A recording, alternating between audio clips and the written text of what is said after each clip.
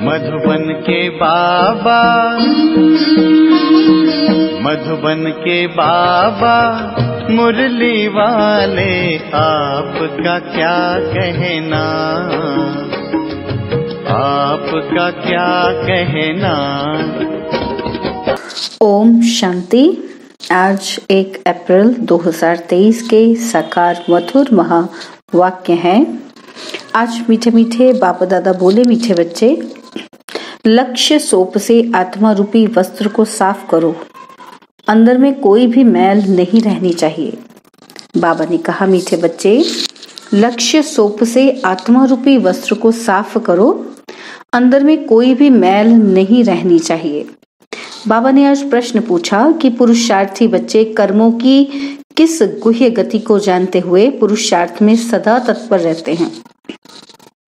तो उत्तर में बाबा समझाते कि आत्मा पर अनेक जन्मों के पाप कर्मों का बोझ है, अनेक कड़े संस्कार हैं।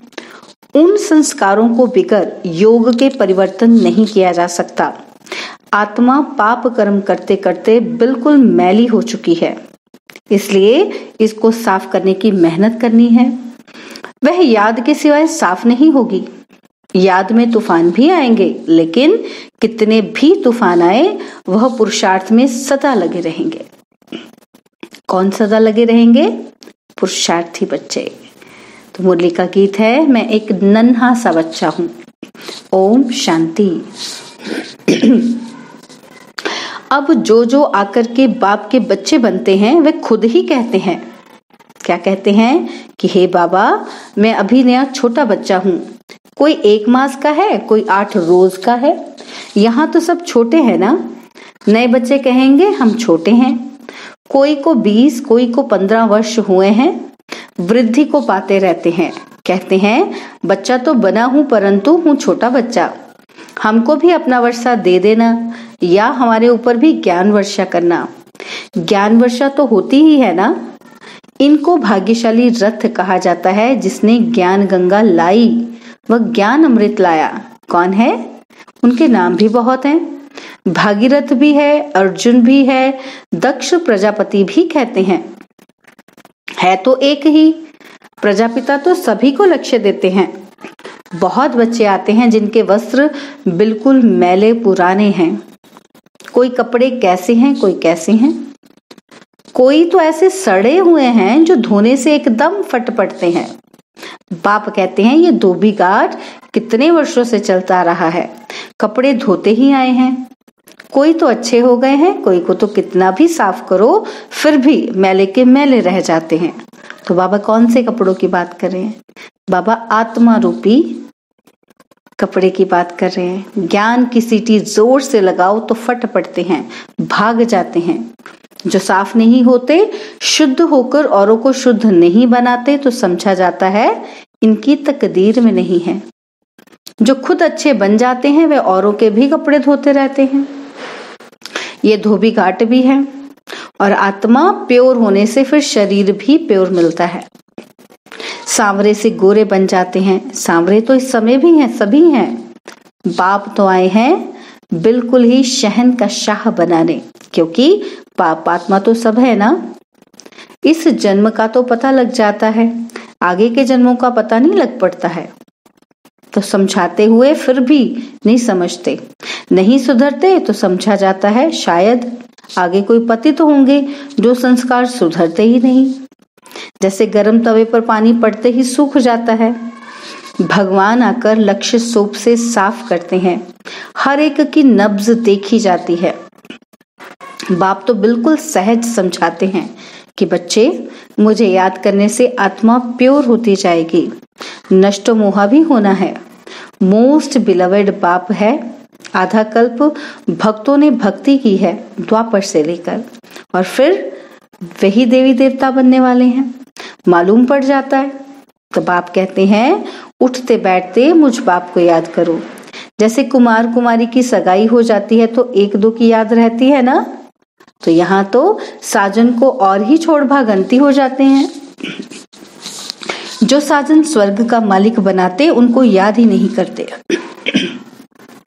ऐसे और कोई कह ना सके। कि मैं कल्प पहले मुआफिक अजामिल जैसे पाप आत्माओं का उद्धार करने आया हूँ। कोई का कपड़ा अच्छा है, कोई का मैला है।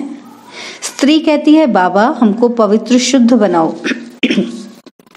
और पुरुष फिर कहते मैं तो बेकार बिगर रह ही नहीं सकता हूँ। झगड़ा पड़ जाता है। अबलाओं पर कितने अत्याचार होते हैं। जो पवित्र नहीं बनते वह कितने विघ्न डालते हैं। सन्यासियों को तो कोई रोक ही नहीं सकता। गवर्नमेंट भी कह नहीं सकती कि तुम्हारे बाल बच्चे की संभाल कौन करेगा। और यहाँ इस पर झगड़ा होता है। एक पवित्र बनते, दूसरा फिर अजामिल पापी रह जाते। जो पक्के निश्चय बुद्धि बन जाते वह बिल्कुल कोई की परवाह नहीं करते, बिल्कुल ही नष्ट मोहा हो जाते हैं। राजाई को भी ठोकर मार देंगे। और भक्ति मार्ग में मीरा का मिसाल है ना, तो भक्ति मार्ग में ऐसे बहुत हुए हैं और यहाँ मुश्किल से निकलते हैं। हाँ, ऐसे भी निकलेंगे कि कहेंगे कि हमको तो पवित्र बनना है। फट से कहेंगे कि हमको राजाई की कोई परवाह नहीं है।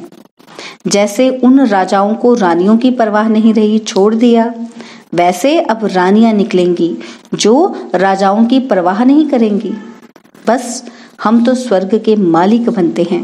भक्ति मार्ग में राजाओं के नाम हैं जिन्होंने संन्यास किया है, और अभी तो ये ज्ञान मार्ग है। हर एक समझते हैं कि हम कहाँ तक धोबी बने हैं। तो क्यों ना अच्छा धोबी बने। तो धोबियों में भी नंबरवार होते हैं ना। विलायत में कपड़े धोने के लिए भेजे जाते हैं तो जरूर वह अच्छे कपड़े साफ करते होंगे। तो यहाँ भी ऐसे ही है। कोई तो झट साफ हो श्रीमत पर चल पड़ते हैं। बाबा कौन सी बात कर रहे हैं? आत्मा की सफाई की बात कर रहे हैं। तो बाबा कहते हैं जो धोबी होगा झट से आत्मा को साफ करेगा, श्रीमत पर चलेगा तो चल पड़ते हैं। पावन बन औरों को बनाते हैं। पुरुष पवित्र नहीं बनते तो स्त्रियों को कितना सहन करना पड़ता है। आजकल तो बहुत संभाल रखनी पड़ती है, क्योंकि हर एक मनुष्य 5 भूतों के वश है। क्रोध के वश भी बहुत नुकसान कर देते हैं। कहते हैं बाबा हम परवश हो गए, देह अहंकार आ जाता है और देह अहंकार आने से फिर और विकार आ जाते हैं। अपने को देही समझ बाप को याद नहीं करेंगे तो रजिस्टर खराब हो जाएगा।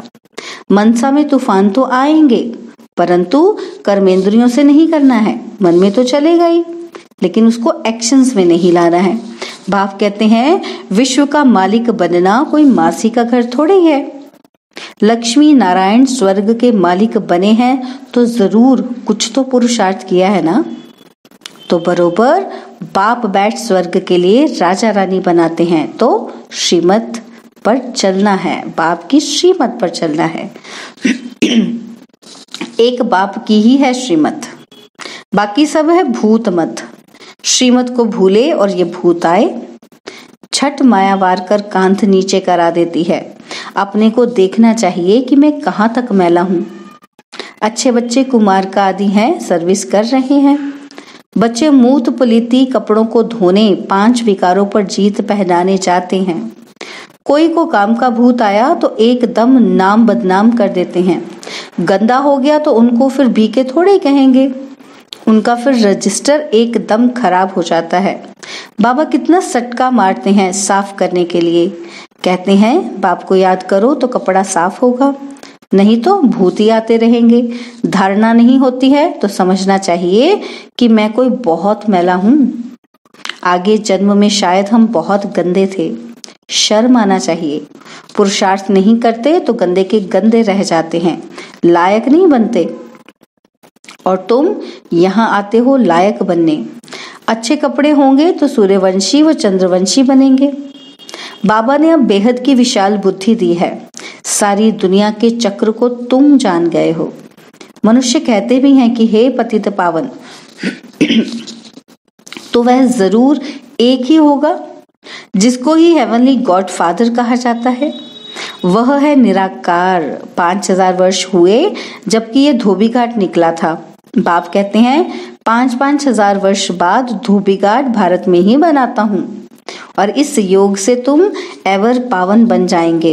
21 जन्म तुमको पतित नहीं होना है, होना ही नहीं है, तो वहां माया है ही नहीं। पावन बनने बिगड़ तुम बैकुंठ जा नहीं सकेंगे। प्रजा तो बहुत बनती है, परंतु इसमें राजी नहीं होना चाहिए। गाते हैं कि तुम माता पिता हम बालक तेरे, तुम्हारी कृपा से राजाई के सुख घनेरे पाए, ना कि प्रजा के। यह तो है ही दुख धाम। भल धनवान है क्योंकि अच्छे कर्म किए हैं। यह है लौकिक राजाई, स्वर्ग की है पारलौकिक राजाई।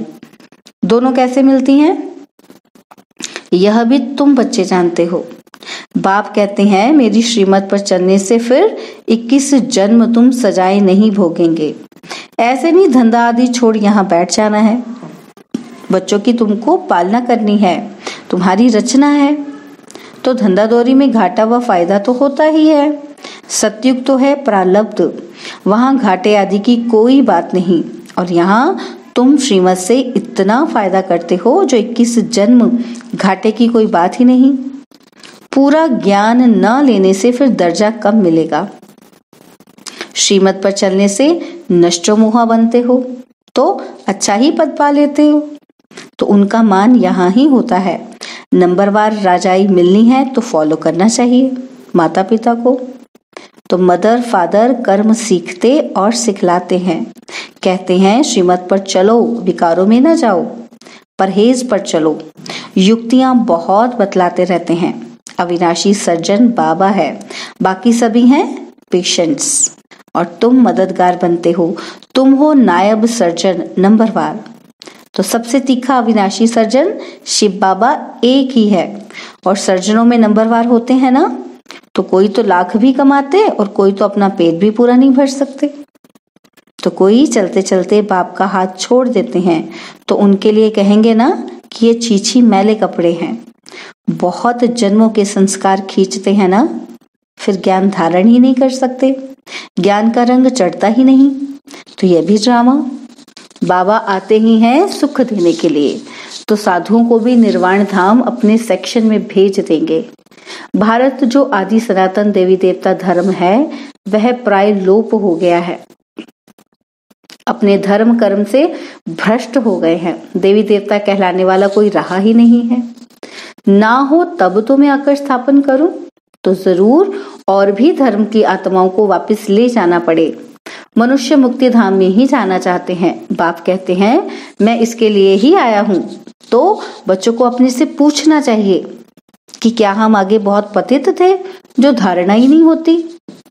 तो ये हमको खुद से पूछना है ना। तो मम्मा बाबा के तख्तनशीन बन ही नहीं सकते तो जाकर फिर दास दासी बनेंगे। बाप कहते हैं कि मैं पतितों को पावन बनाने आया हूं, इस शरीर का आधार लिया है, नहीं तो पतितों को पावन कैसे करूं। तुम बच्चे कहेंगे कि बाप द्वारा हम सो देवी देवता पावन बन रहे हैं। अभी बने नहीं हैं, पुरुषार्थी हैं। श्रीमत पर चल श्रेष्ठ बनना है, यह नॉलेज बाप ही देते हैं। नॉलेजफुल एक गॉडफादर को ही कहा जाता है। वही सारे ब्रह्मांड, मूल वतन, सूक्ष्म वतन, स्थूल वतन, सृष्टि के आदि मध्य अंत का समाचार सुनाते हैं। तुम भी नॉलेजफुल बन जाओ।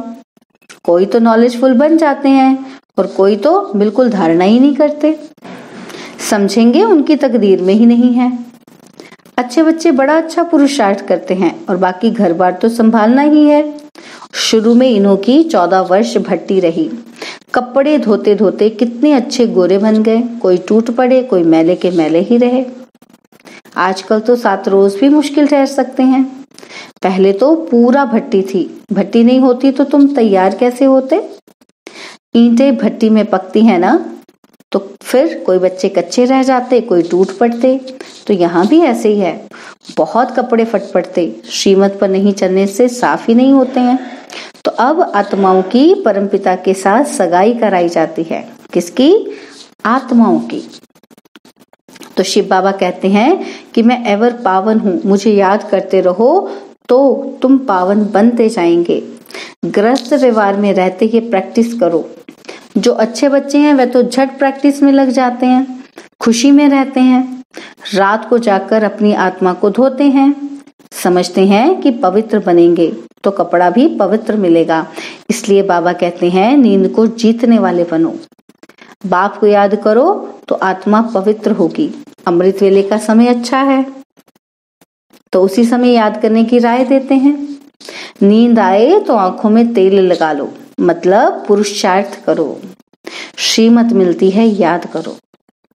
भल माया तूफान लाए तो भी तुम बाबा को याद करो। अच्छा, मीठे मीठे सिक्के लदे बच्चों प्रति माता पिता बाप दादा का याद, प्यार और गुड मॉर्निंग। रूहानी बाप की रूहानी बच्चों को नमस्ते। हम रूहानी बच्चों की रूहानी बाप दादाजी को दिलवा चांद सिकवा प्रेम से नमस्ते। ओम शांति। प्यारे बाबा, मीठे बाबा, मेरे बाबा, शुक्रिया बाबा, शुक्रिया बाबा, शुक्रिया बाबा। धारणा के लिए मुख्य सार है, पहला पॉइंट है श्रीमत पर पूरा नष्ट मोह बनना है, परहेज और युक्ति से चलना है, रजिस्टर खराब नहीं होने देना है। और सेकंड पॉइंट है नींद को जीतने वाला बन अमृत वेले विशेष आत्मा को साफ बनाने के लिए बाप की याद में रहना है। ज्ञान योग से आत्मा को पावन बनाना है। और बाबा ने वरदान दिया, एक ही संकल्प में स्थित हो महातीर्थ की प्रत्यक्षता करने वाले जिम्मेवार आत्मा भव। एक ही संकल्प में स्थित हो महातीर्थ की प्रत्यक्षता करने वाले जिम्मेवार आत्मा भव। यह आबू विश्व के लिए लाइट हाउस है। इस महातीर्थ की प्रत्यक्षता करने के लिए सर्व ब्राह्मण बच्चों का एक ही संकल्प हो कि हर आत्मा को यहाँ से ठिकाना मिले, सबका कल्याण हो। जब यह शुभ आशाओं का दीपक हर एक के अंदर जगे, सबका सहयोग हो, तब कार्य में सफलता हो। तो सबके मन से ये आवाज निकले कि ये मेरी जिम्मेवारी है। जब हर एक स्वयं को ऐसा जिम्मेवार समझेंगे, तब प्रत्यक्षता की किरण अब्बा के घर से चारों ओर फैलेगी। स्लोगन है, अंतर्मुक्ता की विशेषता को धारण कर लो तो सर्व की दुआएं मिलती रहेंगी। अंतर्मुक्ता की विशेषता को धारण कर लो तो सर्व की दुआएं मिलती रहेंगी। ओम शांति। और अब यह एक बहुत अच्छी वीडियो भी जरूर देखें।